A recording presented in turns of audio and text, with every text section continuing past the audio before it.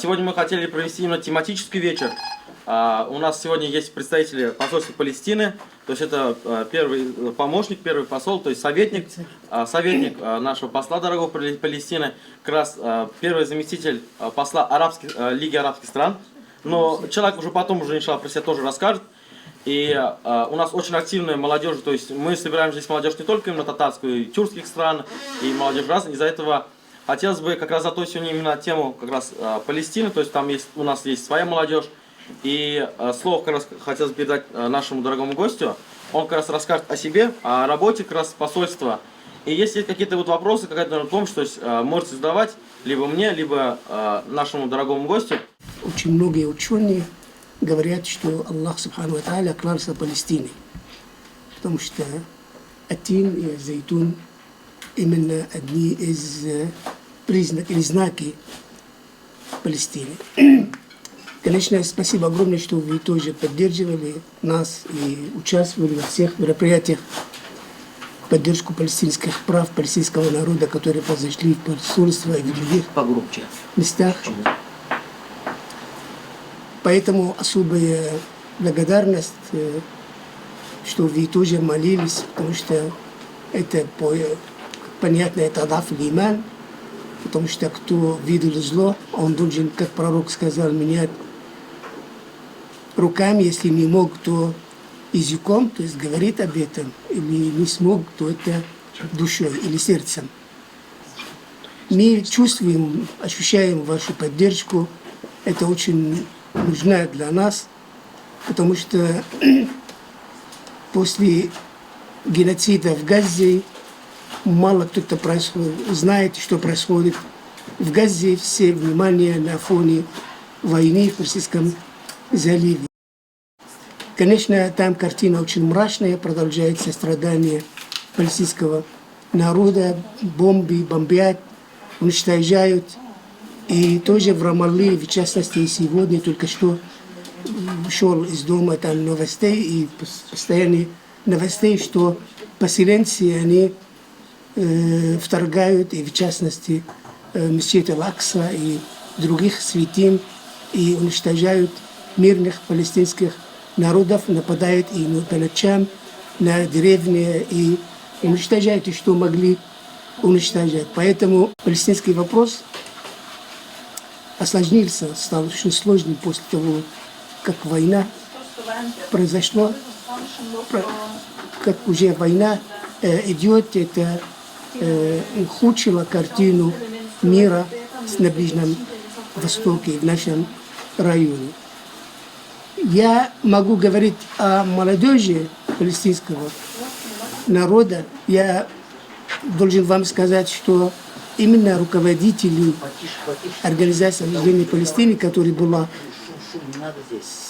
создана в 1964-1965 году, были руководители именно студенты, то есть или выпускники, только что выпускники Союза студентов Палестины, в частности, Ясер Арафат и другие. И все руководители, они работали с молодежью, когда были молодыми, они играли огромную роль в защиту прав нашего народа, в распространении палестинского вопроса, в участии в многих мировых мероприятиях для молодежи. В частности, наши молодежи часто приезжают сюда, в Россию, и имеем хорошие отношения тоже с молодежью. Как раз сегодня в Бейруте, или завтра в Бейруте будет съезд Союза студентов Палестины. Поэтому молодежь играет огромную роль в развитии Палестины, особенно сейчас, кто выпускники России и других стран мира, они, особенно в России, очень много выпускников, которые занимаются и занимались, скажем, и в руководстве Союза писателей, и в других в других организациях играли огромную роль в этом росле, то есть, имею в виду, показывать, распространять палестинский вопрос и защищать его, как они смогли. Поэтому я тоже горжусь тем, что У нас в Москве тоже выпускники и студенты, которые здесь учатся, они в основном с большими искусствами, с большими удачами они заканчивают свои и оставляют хорошие следы. Я тоже был молодым. Хочу вам сказать, что я родился в лагере в Сирии. Мои родители были первое поколение, скажем, страдающие от этой оккупации Палестиной, потому что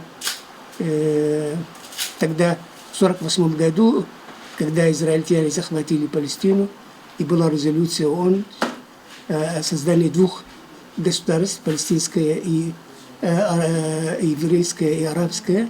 Конечно, еврейское Израиль было создано с первого дня, палестинское, к сожалению, до сих пор не создавалось. И именно после этого, в результате этого были изгнаны почти 900 тысяч палестинцев, кроме того, что были уничтожены десятки тысяч и изгнаны тоже большое количество людей.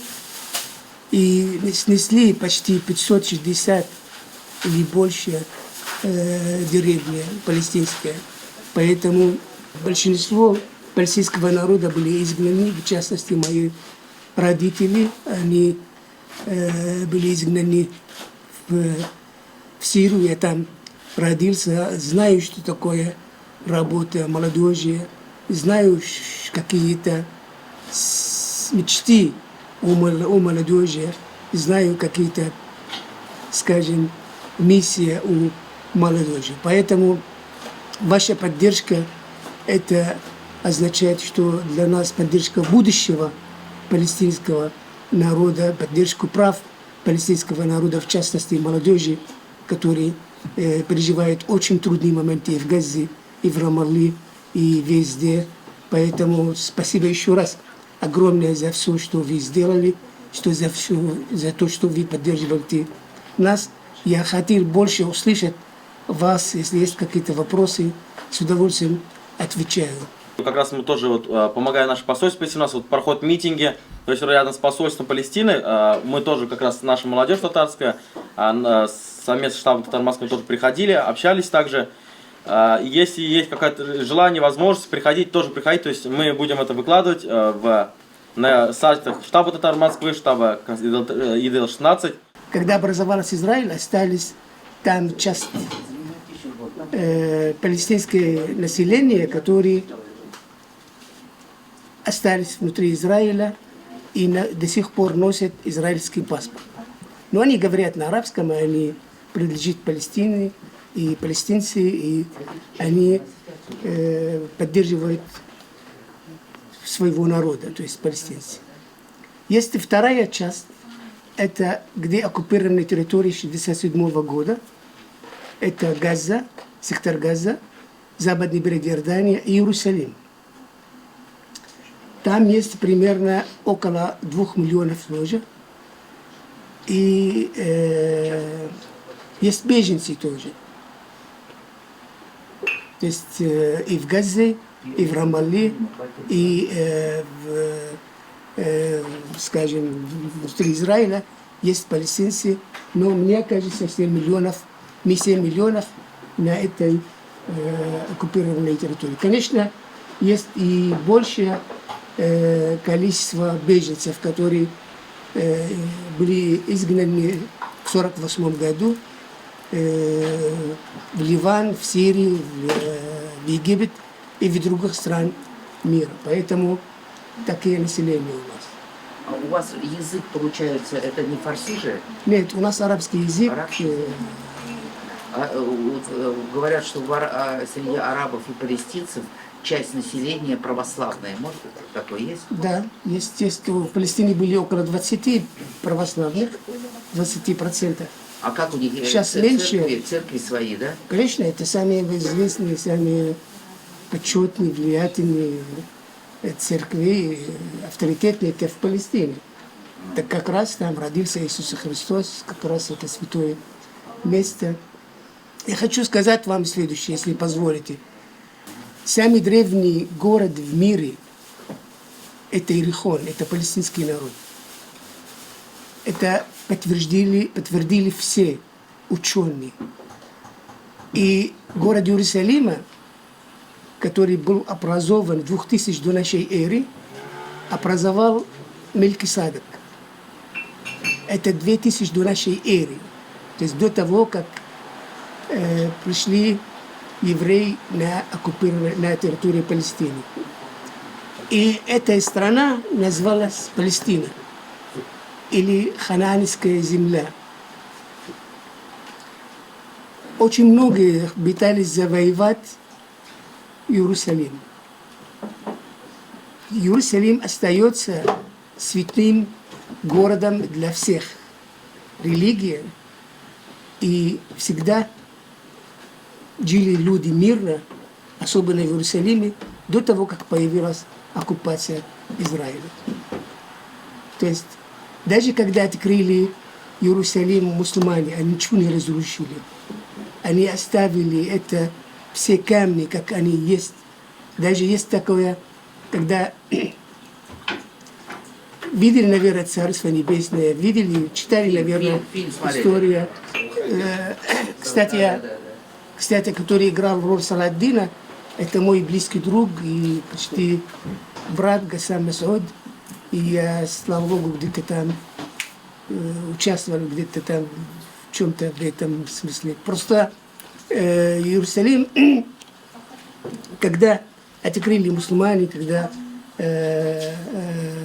они ни одной капли крови во время Саладдина не было, или во время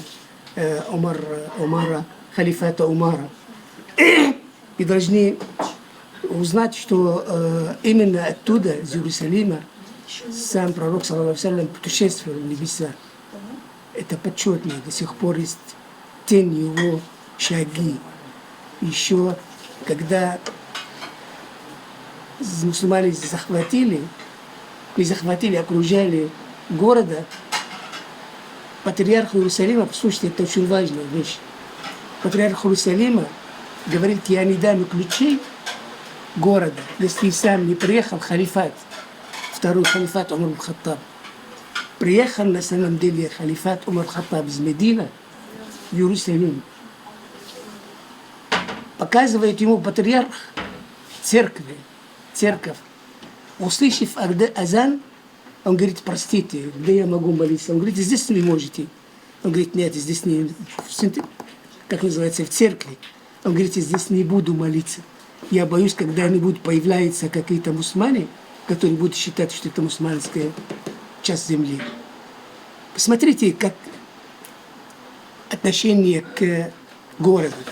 И Саладдин, когда открыл во время христовых походов, тоже ни одна капля крови не была. А когда захватили крестоносцы, они пишут историки, кровь была до колена лошади. Поэтому палестинцы, когда защищают этого города, можешь представлять 100 тысяч примерно, несколько тысяч, которые там в защиту идут, в защиту, стоят в защиту города. Все, почти большинство христиане, кто смог, кто могли не запрещать израильтяне, и стоял в поддержку. То есть не все мусульмане, не все палестинцы мусульмане, когда защищаем Аль-Акса. А когда церкви защищаем, не все христиане. Это уже есть такое. И всегда, никогда не слышали, не читали в истории, что были конфликты между мусульманами и христианами в Палестине. Я учился, и были многие татары, не многие там. Был у меня друг Ихтияр Адиль. И первый визит был именно в Казань. Поэтому именно 1 января холодно очень было. Но впечатление потрясающее. А Казань, конечно, отношения с Казаном очень хорошие до сих пор. Что касается позиции России никогда не менялась. И даже когда были очень тяжелые моменты во время прихода в 90-х годах, позиция России в отношении к палестинцам абсолютно не менялась. Она за решение палестинского вопроса на основе резолюции ООН и законных прав, то есть создать палестинского независимого государства на оккупированной территории 1967 года со столицей в Восточном Иерусалиме. Это позиция России, которая не меняется и не менялась. Конечно, после геноцида в Газе и вовремя позиция России очень яркая, особенно когда президент Путин сравнил, что происходит в Газе с Ленинградом, и были высказывания в осуждении этой действия Израиля в отношении к палестинским народам, кровавое действие, нечеловеческое даже, нигде не встречаемся, такое жестокое, на самом деле, кровавые политические отношения, военные отношения к женщинам, к детьми. Вы не представляете, десятки тысяч детей погибли, сумасшедшее количество людей, которые до сих пор неизвестны, кто они. У нас инвалиды очень много после этого. Конечно, сейчас, что происходит в Газе, тоже продолжается геноцид. Но уже камеры уже не снимают, потому что весь мир уже смотрит на что происходит в странах Персидского залива, война против Ирана. Поэтому мы благодарны, на самом деле, России и народу России, руководству России за такую постоянную поддержку. Мы ощущаем этого. Россия и в ООН, и в других международных организациях всегда нас поддерживает, и в частности, что касается культуры и наука, и во всех областях на высоком уровне есть дружеские отношения, духовные и доверчивые. Вы знаете, вот что происходит сейчас на Ближнем Востоке, говорит о том, что невозможно решить, создать там атмосферу безопасности и мира на Ближнем Востоке, не разрешить мирно и справедливо палестинский вопрос. Потому что именно в этом уже, и в частности в России, политики, и в других странах, уже поняли, что без этого невозможно ощущать мир. Поэтому это осложняет ситуацию, осложняет решение палестинского вопроса. Сейчас и израильтяне, они жестче начали действовать и в отношении к мирным людьми в Газе и в Рамалле. Поэтому ожидается ухудшение ситуации на Ближнем Востоке, пока не кончилась война, пока не начали, на самом деле, думать, как можно решить палестинский вопрос справедливо. Вы знаете, трудно сделать прогноз, что происходит, потому что на самом деле ситуация уже обустраивается, в частности сегодня, например. Это очень трудно решать этот вопрос.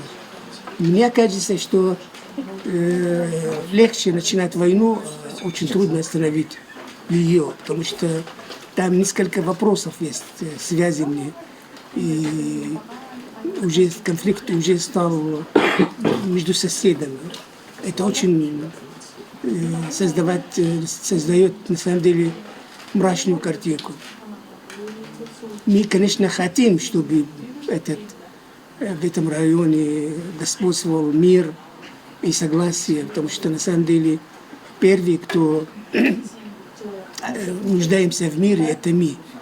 И мы верим в том, что уже в мире уже понимают, что на самом деле единственный ключ для мира на Ближнем Востоке и в мире – это создать международную атмосферу, на самом деле, чтобы решить палестинский вопрос именно справедливо.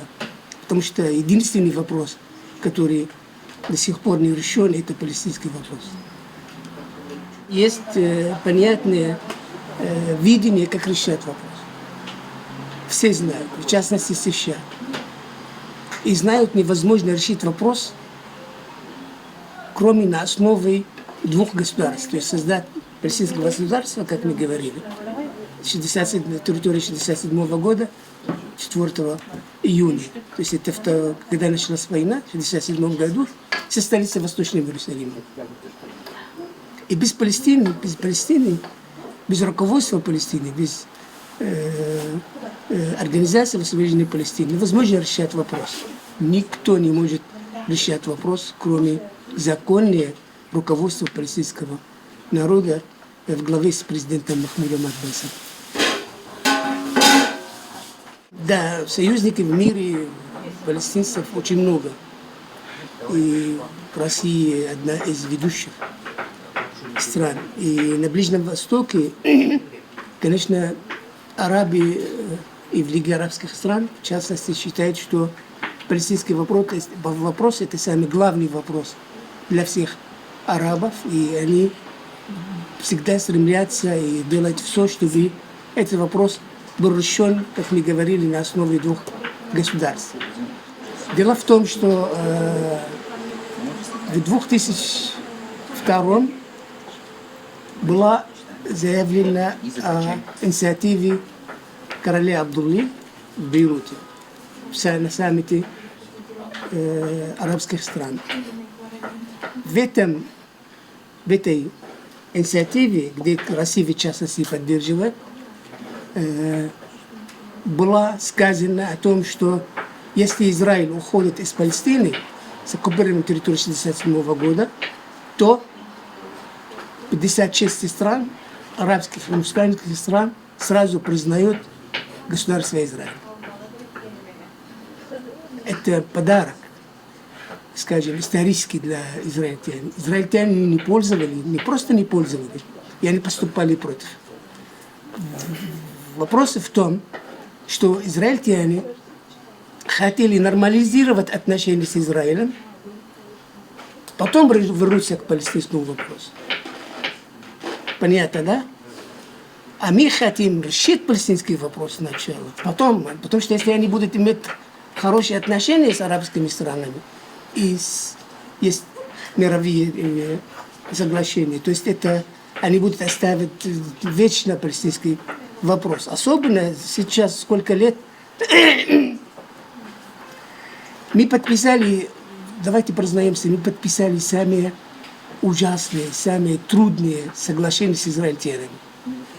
Ословские соглашения говорит о том, что палестинцы дали израильтянам 78% исторической земли и хотели решить палестинский вопрос на лишь 22%. Даже на 22% они, израильтяне, создавали зону А, зону Б, зону С. Вот понимаете, да? То есть это зона С, больше влияние израильтяне, и они уже не уважают никакой зоны. То есть сегодня было вторжение прямо в Рамалли, рядом прямо внутри города, в центре города почти. Вот. Поэтому в этом понятно следующее, что израильтяне не хотят мира. Особенно это ультраправое, скажем, правительство. Бен-Гвир и все это, скажем, Смотрич, они на самом деле поселенцы. Они на самом деле превратили палестинский вопрос в резни. Они дают сейчас и дали, и продолжают дать оружие поселенцам. Десятки тысяч подключают оружие, и чтобы уничтожать мирных людей, которые там, скажем, живут спокойно, мирно, и не знаю, сколько тысяч лет. Были хорошие моменты во время Равина, которого именно израильтяне убили, кстати. Кто подписал соглашение о мире, израильтяне убили. Не мы, не иранцы, не соседи. Нет, абсолютно, израильтяне убили. Это говорит, был звонок о том, что Израиль не хочет мир. И Ясер Арафат, покойный президент, вождь, символ, он все сделал, чтобы создавать мир. А взяли его, убивали. В 2004 убивали его. И сейчас президент Махмуд Аббас, который всегда говорил о мире, всегда, с самого начала, с 70-х годах, они сейчас и считают его не партнером. Потому что это тоже звонок о том, что тоже они могли что-то натворить в этом смысле. Израильтяне, видно, что не хотят. Мы пытались. Даже была на самом деле, как Амус Ауз, это израильский писатель, говорил, что была чуть-чуть атмосфера такая любви и мира и так далее. Была. И мы всегда, кстати, жили с евреями до 1948 года. Вот. И в частности родители говорили, как они дружили с евреями. Не были ни конфликты. Кстати, я хотел вам сказать еще, обращайте внимание. Когда образовался Израиль, были примерно евреи 60%. Это палестинские евреи. Еще раз. Палестинские евреи. Ни один из этих палестинцев не был премьер-министром.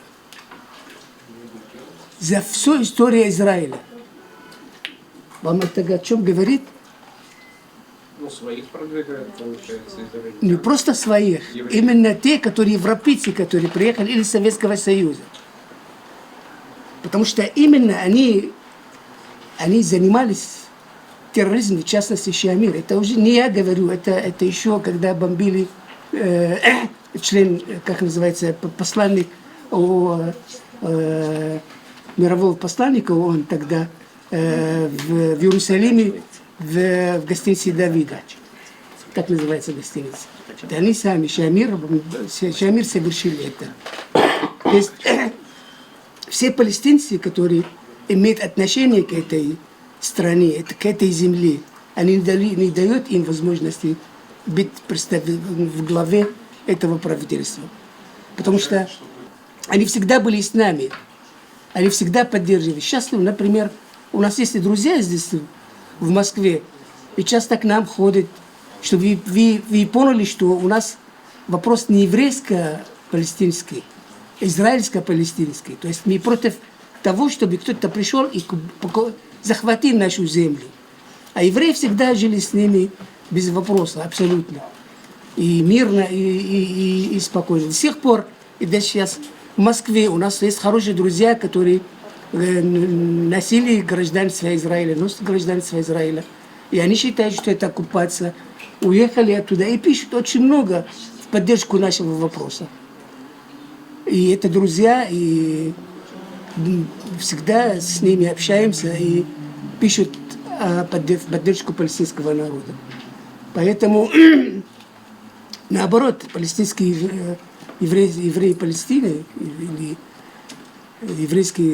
палестинские евреи, они всегда были частью общества палестинского. И в частности, когда было управление Иерусалимом, когда была комиссия, они были частью этой комиссии.